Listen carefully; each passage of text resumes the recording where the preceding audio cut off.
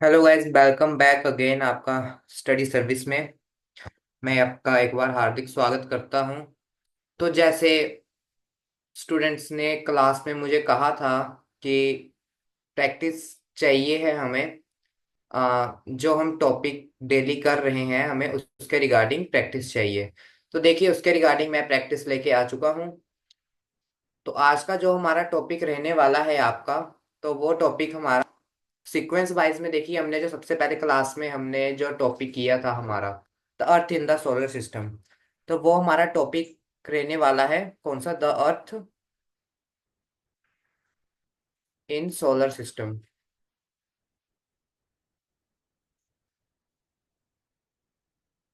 तो ये आपका टॉपिक रहने वाला है। इसके रिगार्डिंग आपको एमसीक्यू प्रैक्टिस मिलेगी।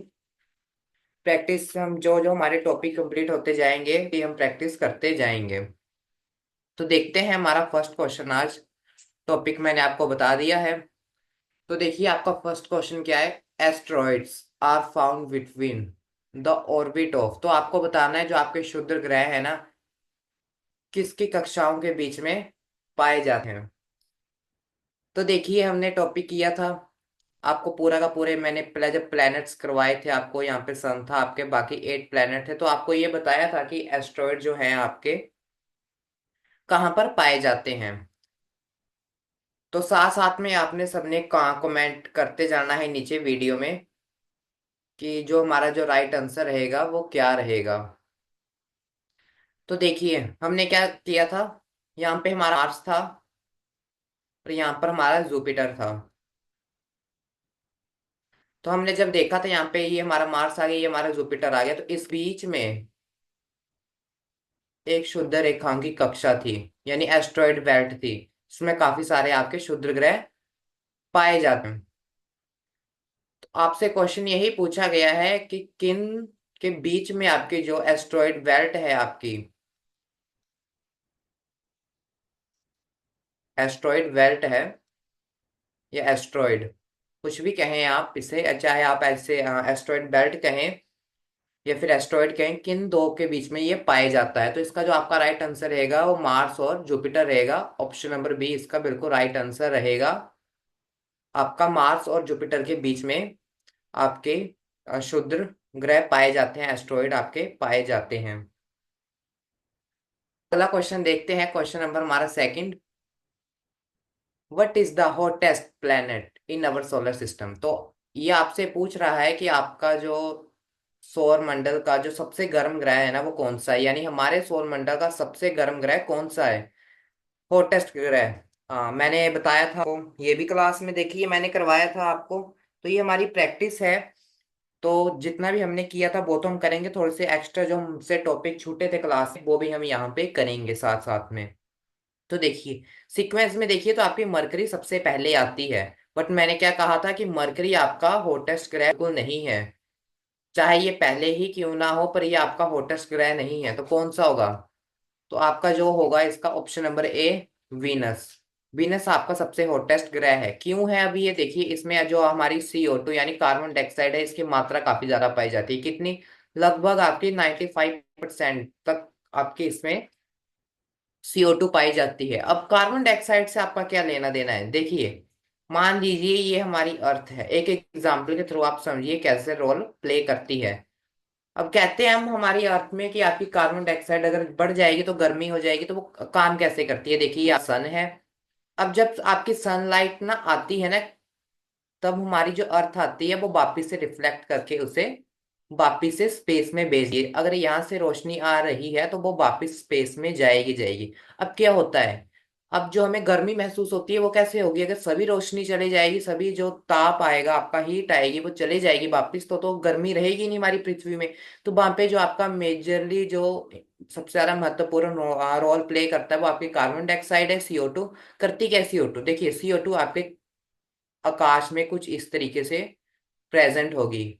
जहां जहां पर ये प्रेजेंट होगी ना, वहां वहां पर ये रोशनी को रोक लेगी। और मान लीजिए अभी यहाँ पे आई है ये रोशनी और यहाँ को जा रही है, तब ये जो क्लाउड है यहाँ पे CO2 के, इससे आगे नहीं जाएगी, यहाँ पर ये स्टॉप हो जाएगी।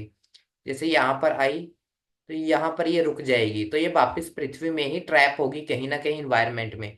अब यही सेम चीज आपको वीनस में देखने को मिलती है। आपका ये वीनस है। वीनस में आपकी इतनी ज्यादा कार्बन डाइऑक्साइड है, आपकी इतनी 95% में है कि जो रोशनी अंदर आ रही है वो बाहर जा ही नहीं पा रही है। आपकी जितनी रोशनी अंदर आ रही है उसका लगभग सिर्फ 5% मुश्किल से जा पा रहा है, जिसके कारण ये सबसे ज्यादा गर्म प्लेनेट है। तो इसका जो आपका राइट आंसर रहेगा ऑप्शन नंबर ए वीनस रहेगा। अगला क्वेश्चन देखते हैं हम। क्वेश्चन नंबर थर्ड हमारा, a group of stars which has a recognisable shape is called as, यानी क्या कह रहा है, तारों का एक समूह जिसकी ना जिसका एक पहचानने का योग्य आकार होता है उसे कहा जाता है। तो देखिए आपको एक योग्य, एक वैलिड आपको बताना है, आकार पैटर्न बताना है जिसे हम स्टार्स को जानते हैं, एक पैटर्न से जानते हैं। तो उन जब हम पैटर्न्स को मिला देते हैं तब हम उन्हें क्या कहते हैं, क्वेश्चन ये आपसे पूछा जा रहा है। तो देखिए आपका हम थोड़े एलिमिनेट करने की कोशिश करते हैं। तो देखिए हमारा जो ये मिट्रॉइड्स हैं, तो देखिए यहाँ पे ऑप्शन दोनों ही सेम हो चुकी हैं। तो मिट्रॉइड्स आपकी उल्का पिंड होती है, और आपको पता है आपकी उल्का पिंड कोई तारा नहीं होती है।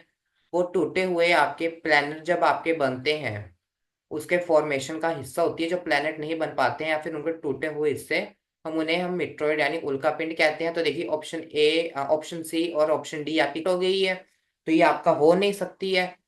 ऑप्शन ए देखते हैं हमारा कमेंट। तो कमेंट आपका हो नहीं सकता है, क्योंकि मैंने आपको बताया था जो आपका कमेंट होता है वो सूर्य के चारों इर्द गिर्द घूमता है, जो कि गैसियस फॉर्म का भी आपका हो सकता है, धूल और कणों का यानी क्लाउड्स ऑफ डस्ट का भी हो सकता है, और कई सारी चीजों का हो सकता है। अब बात यहाँ पे तारों की है, तो यहाँ पे लास्ट में आपके पास रह जाती है ऑप्शन नंबर बी आपकी कंस्टलेशन यानी आपका तारामंडल। तो देखिए जब भी तारों का पैटर्न आपका बनता है हम उसे तारामंडल यानी कंस्टलेशन कहते हैं। ऑप्शन नंबर बी इसका बिल्कुल आपका आंसर रहेगा। अब जो ये आपका कंस्टलेशन है, तारामंडल है, किनको हम तारामंडल कहते हैं, तो ये यहाँ पे आपको एक बार मैं याद करवा दूं मैंने क्या बताया था आपका, various various pattern patterns group of stars, groups of stars यानी कई सारी आकृतियां जब आपकी तारों की मिलकर बनती हैं। अब तारे देखिए बेसिकली कोई आकृति बनाते नहीं है, पर हम मानव है देखिए, तो हम हर चीज की एक इमेजिनेशन लेके चलते हैं स्टडी के। तो हम मान लेते हैं अगर हमें कोई पैटर्न दिख रहा है हमें आसमान में, मान लीजिए आप छत पर हैं, ये आपके मान लीजिए छत है और यहाँ पर आप हैं, और ये हमारा आकाश रात्रि का टाइम, यहाँ पे कई सारे तारे हैं। आपको 5-6 तारे दिख कर लग रहे हैं, लग रहा है कि ये कोई आकृति बना रहे हैं, किसी टाइप की शेप बना रहे हैं। जब वो किसी टाइप की शेप बनाते हैं आपकी, उसी को हम तारामंडल कहते हैं यानी कंस्टलेशन कहते हैं। तो कमेंट सेक्शन में आपको ये बताना है कि आपका जो सबसे ज्यादा फेमस तारामंडल है, कंस्टलेशन है, वो कौन सा है। अगला क्वेश्चन हम देखते हैं, क्वेश्चन नंबर फोर्थ हमारा, which planet has the largest number of natural satellite, किस ग्रह में किस ग्रह के प्राकृतिक उपग्रहों की संख्या सबसे अधिक है। देखिए यहाँ पे दो प्रकार के मैंने आपको उपग्रह बताए थे, कौन कौन से। तो देखिए सबसे पहले आपका जो होता है नेचुरल होता है, नेचुरल सैटेलाइट यानी प्राकृतिक उपग्रह, और दूसरा जो होता है हमारा human made, human made satellite यानी मानव द्वारा निर्मित उपग्रह, और ये प्राकृतिक उपग्रह है आपके। तो यहाँ पर कौन से पूछे गए हैं आपसे, प्राकृतिक। तो देखिए नेचुरल सैटेलाइट की अगर बात करूं तो हमारे अर्थ के पास एक है जिसे हम मून कहते हैं। इससे आप रिलेट करिए कि जो आपका मून है, चंद्र में है, उन्हीं को ही हम नेचुरल सैटेलाइट कहते हैं। और आपके जो ह्यूमन मेड है, जैसे आपकी इसरो होगी, नासा होगी, और कई सारी आपकी संस्थाएं हैं अंतरिक्ष को लेकर जो आपकी सैटेलाइट भेजती है, कोई उपकरण भेजती है। अभी हाल ही में चंद्रयान आपका 3 देखने को मिला था हमें, जो चंद्रमा पर भेजा था आपके इसरो ने। तो वो क्या था, आपका ह्यूमन मेड सैटेलाइट थी, एक मानव द्वारा निर्मित उपग्रह था वो। तो यहाँ पे आपसे पूछा है कौन सा वाला उपग्रह, प्राकृतिक उपग्रह। तो आपको मीनिंग क्लियर हो चुका होगा प्राकृतिक क्या होते हैं। तो सबसे ज्यादा आपको बताने से ज्यादा किसके पास है, तो इसका जो आपका राइट आंसर रहेगा ऑप्शन नंबर डी रहेगा आपका, सैटर्न के पास लगभग आपके 145 हैं, ये थोड़े से अप डाउन होते रहते हैं, कभी कभार ये 149 भी हो जाते हैं। तो इस पर प्रॉपर अभी रिसर्च चली है, पर आप मान के चलिए कि आपका जो सैटर्न है वो सबसे ज्यादा मोस्ट सैटेलाइट नेचुरल सैटेलाइट वाला एक ग्रह है। तो मार्स के पास देखिए आपके दो हैं, वीनस के पास एक भी नहीं है, और जुपिटर के पास 95 के आसपास हैं आपके सैटेलाइट्स। तो इसका जो आपका राइट आंसर रहेगा ऑप्शन नंबर डी रहेगा आपका, सैटर्न के पास सबसे ज्यादा अधिकतम आपके उपग्रह पाए जाएंगे, कौन से, नेचुरल सैटेलाइट यानी प्राकृतिक उपग्रह। अगला क्वेश्चन देखते हैं, क्वेश्चन नंबर फिफ्थ हमारा, which planet was not named after the Roman god Zeus. अगर आप देखेंगे ना, जो आज आज जितने भी आपके आठ के आठ ग्रह हैं, किस ग्रह का नाम रोमन देवता जूइस के नाम पर नहीं रखा गया। तो मैं क्या बोल रहा था आपको कि जो आपके आठ के आठ ग्रह हैं ना, उनके किसी न किसी के ऊपर नाम रखा गया है। तो अगर आप देखोगे ना सभी के सभी ग्रह, तो मोस्ट आपको 6 से 7 ग्रह आपको ऐसे मिलेंगे जिनके नेम आपको रोमन्स के ऊपर, रोमन गॉड्स के ऊपर आपको देखने को मिलेंगे, रखे गए हैं। तो इसमें से आपका एकमात्र पृथ्वी एक यानी अर्थ एक आपका एक ऐसा ग्रह है, यानी ऑप्शन बी आपकी, जिसका किसी भी रोमन देवता के ऊपर नहीं रखा गया है। तो अर्थ जो ये नाम है किस लैंग्वेज से रखा गया था आपका, तो ये इंग्लिश से रखा गया है और जर्मन से। जर्मन बेसिकली जर्मनी की लैंग्वेज है, तो इंग्लिश और जर्मन की लैंग्वेज से हमारा क्या नाम रखा गया था, अर्थ यानी हमारी पृथ्वी नाम रखा गया था। ऑप्शन नंबर बी इसका राइट आंसर रहेगा आपका। अगला क्वेश्चन देखते हैं हम, क्वेश्चन नंबर सिक्स हमारा, who discovered the solar system. सौर मंडल की खोज किसने की। तो देखिए आपको ये जो सौर मंडल की खोज की है वो आपको बताना है। तो इसका जो आपका राइट आंसर रहेगा वो ऑप्शन नंबर ए रहेगा आपका, कोपरनिकस। कॉपर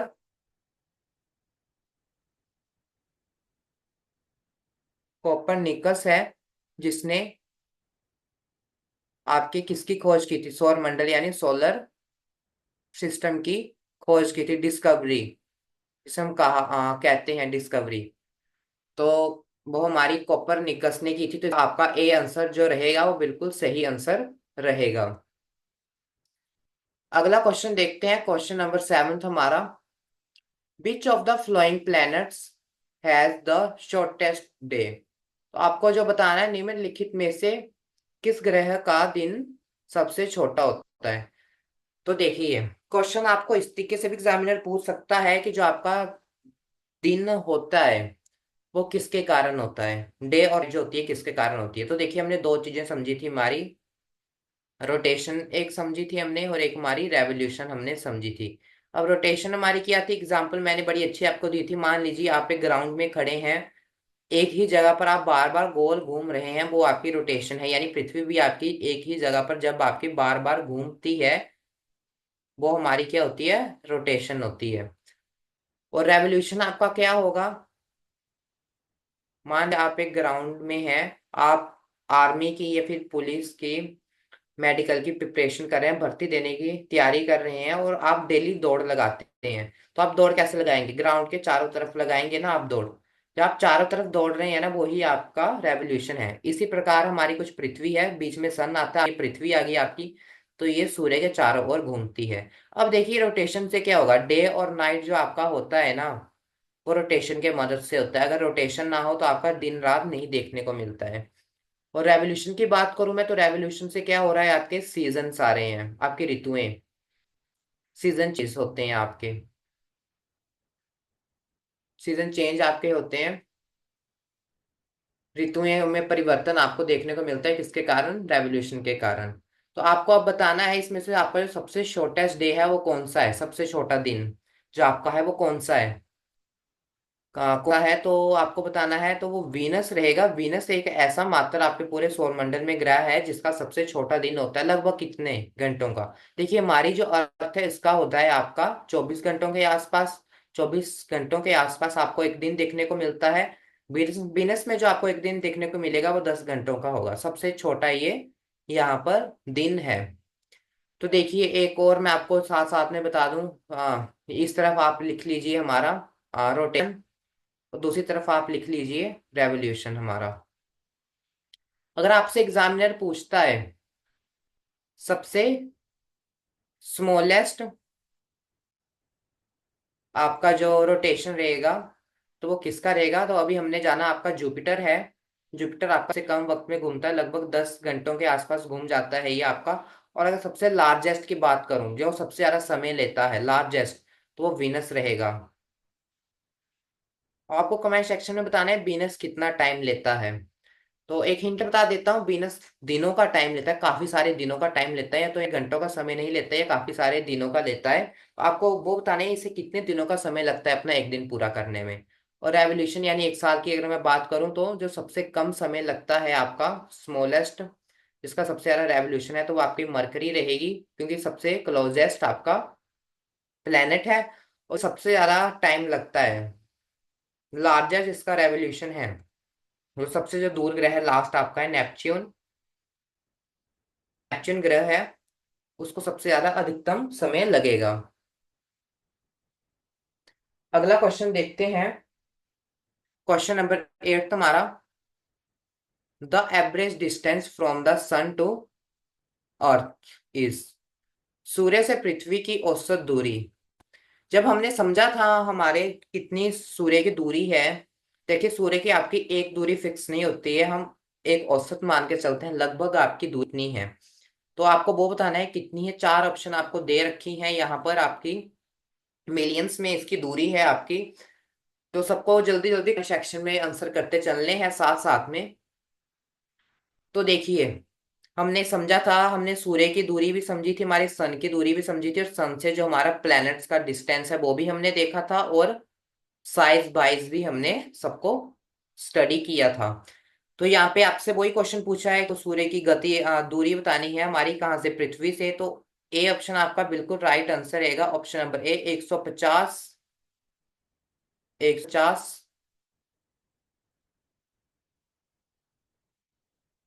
मिलियन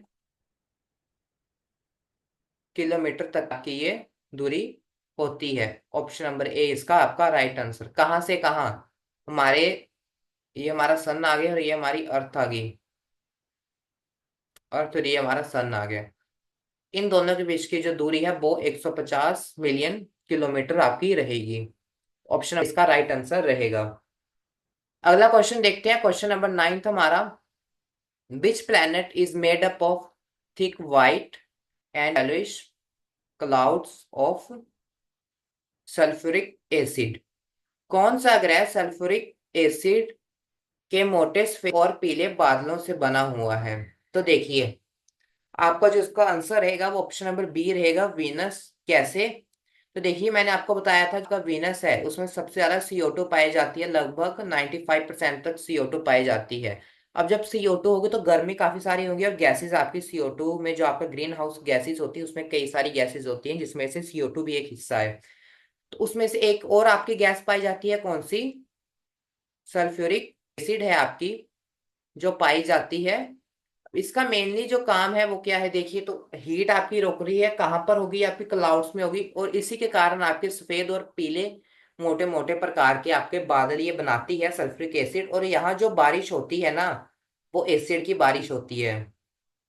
एसिड की आपकी वर्षा आपको यहाँ पर देखने को मिलती है, किसके कारण, सल्फ्यूरिक एसिड के कारण। तो आपका इसका जो आपका राइट आंसर रहेगा वो ऑप्शन नंबर बी रहेगा आपका, वीनस।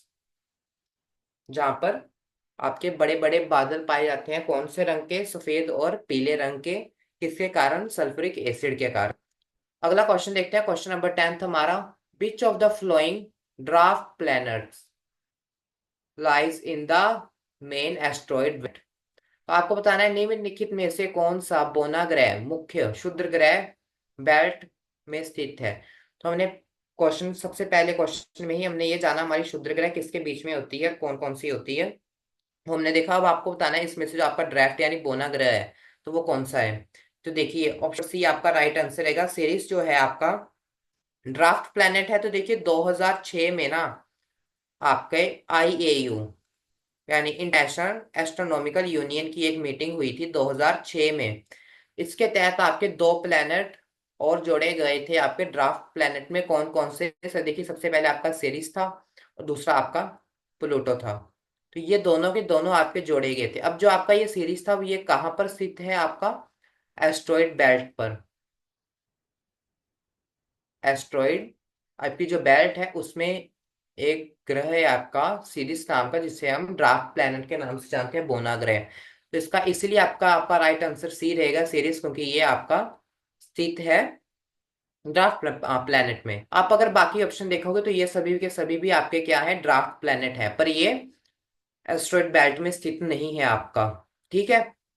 और प्लूटो भी आपका ड्राफ्ट प्लैनेट है। कब बना था ये? 2006 में ये आपका बनाया गया था। तो देखिए आज हमने काफी सारे क्वेश्चन हमने डिस्कस किए हैं, फिर से आपकी रिवीजन हुई है, तो ऐसे ही हम डेली रिवीजन करेंगे। देखिए 30 दिन आपके महीने में होते हैं। अगर डेली भी हम 10 MCQ जियोग्राफी के, एसएसटी में आपके जियोग्राफी के डिस्कस करते हैं, डेली आपके अगर 10 में लेके आता हूँ तो महीने में आपके 300 होंगे। और दिसंबर में आपका एग्जाम है, तो लगभग आप मान लीजिए, ज्यादा से वैसे तो आपके अभी 3.5 महीने पड़े हुए हैं एग्जाम को लेकर। 3.5 महीने से ज्यादा समय पड़ा है अभी आपका। पर तब भी हम अगर मानकर चलते हैं 3.5 महीने, तो अगर हम डेली 10 क्वेश्चन करते हैं 30 दिन में, यानी आपके महीने में 300 क्वेश्चन, तो लगभग आप मान के चलिए 1,000 से ज्यादा क्वेश्चन आपकी प्रैक्टिस हो जाएगी जियोग्राफी के। कौन से एग्जाम के लिए? SP TET. कौन से वाला? दिसंबर वाला आपका 2024 का। तो देखिए मैं आपकी जियोग्राफी करवा रहा हूँ, ये आप सभी जानते हैं। तो जियोग्राफी के आपको लगभग जो आपको क्वेश्चन देखने को मिलते हैं हर साल ना, वो लगभग 20 से 25 तो आपको देखने को मिल ही जाते हैं। तो मैं बिल्कुल नहीं चाहूंगा कि आपके एक भी नंबर कटे। अगर 25 क्वेश्चन आपसे पूछे जा रहे हैं या 20 पूछे जा रहे हैं, वो हम नहीं जानते कितने पूछे जाएंगे, ना हमें उससे मतलब है। पर इतना जानते हैं कि सबसे ज्यादा जो आपसे क्वेश्चन पूछे जाते हैं वो आपकी जियोग्राफी से ही पूछे जाते हैं। चाहे आप किसी भी साल का एग्जाम उठा के देख लीजिए, लगभग आपको 15 से कम क्वेश्चन तो जियोग्राफी के नहीं देखने को मिलेंगे किस पेपर में। ठीक है।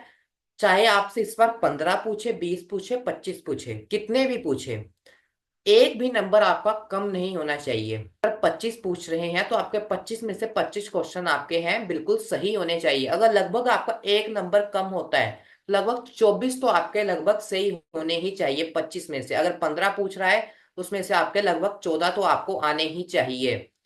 आपका जियोग्राफी जो है अगर 20 पूछ रहा है तो 19 आपको आने ही चाहिए एग्जाम में। तो आपका जो जियोग्राफी सब्जेक्ट है, अगर आप एक बार अच्छे से इसे समझ लेते हैं, तो देखिए आपका सबसे ज्यादा स्कोरिंग सब्जेक्ट बनने वाला है, जिसमें आपके सबसे ज्यादा हाईएस्ट स्कोर आने वाले हैं टेट में। 60 नंबर में से आपके सबसे ज्यादा अगर मदद कोई करने वाला है जल्दी जो समझने में, वो आपकी एक भूगोल है, यानी मात्र जियोग्राफी है। तो डेली वीडियो को देखिए। जिसके रिगार्डिंग आपको क्वेश्चन के कॉन्सेप्ट क्लियर नहीं है, कमेंट सेक्शन करिए, कमेंट करिए ये चीज हमें समझ नहीं आई है, या फिर इसके रिगार्डिंग आप प्रैक्टिस सेट लेकर आइए।